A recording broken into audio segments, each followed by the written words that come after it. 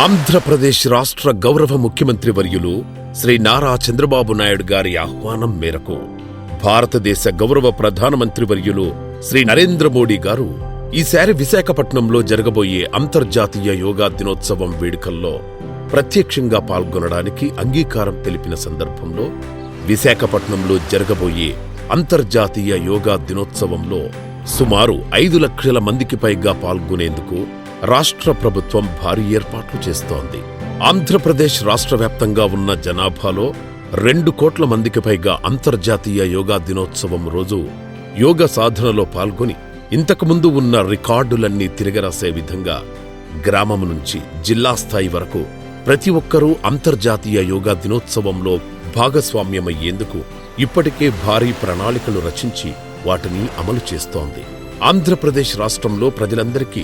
నిత్య జీవన విధానంలో యోగ సాధనను ఒక భాగంగా చేర్చే క్రమంలో అంతర్జాతీయ యోగా దినోత్సవానికి 30 రోజుల ముందు నుండి యోగా ఆంధ్ర పేరుతో జరగనున్న కార్యక్రమాలలో రాష్ట్ర నలుమూలలా ఉన్న ప్రజలందరూ భాగస్వామ్యమయ్యే విధంగా చర్యలు తీసుకుంటోంది. యోగాంధ్ర కార్యక్రమంలో భాగస్వామ్యమవ్వాలని రాష్ట్ర ప్రభుత్వమిచ్చిన పిలుపు మేరకు రాష్ట్రంలో ఉన్న వివిధ ఉన్నతమైన యోగా సంస్థలకు చెందిన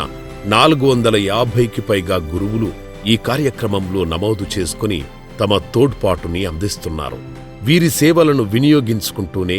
రాష్ట్ర ప్రభుత్వం రాష్ట్ర Morarji Desai national institute of yoga సహకారంతో గ్రామాన అంతర్జాతీయ యోగా దినోత్సవాన్ని నిర్వహించేందుకు వీలుగా 5,400 మంది మాస్టర్ యోగా ట్రైనర్లకు గాను సుమారు 1,50,000 మంది యోగా ట్రైనర్లుగాను శిక్షణ తీసుకొని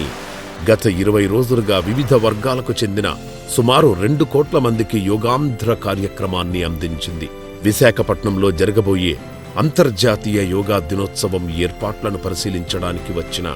ఆంధ్రప్రదేశ్ రాష్ట్ర గౌరవ ముఖ్యమంత్రి వర్యులు శ్రీ నారా చంద్రబాబు నాయుడు గారు రాష్ట్రంలో అన్ని పాఠశాలల్లో మరియు కళాశాలల్లో మాత్రమే కాకుండా ప్రజలందరికీ నిత్య జీవన విధానంలో యోగ సాధనను ఒక భాగంగా చేర్చేట్టుగా భారీ ప్రణాళికలను సిద్ధం చేస్తున్నట్లు ప్రకటించారు.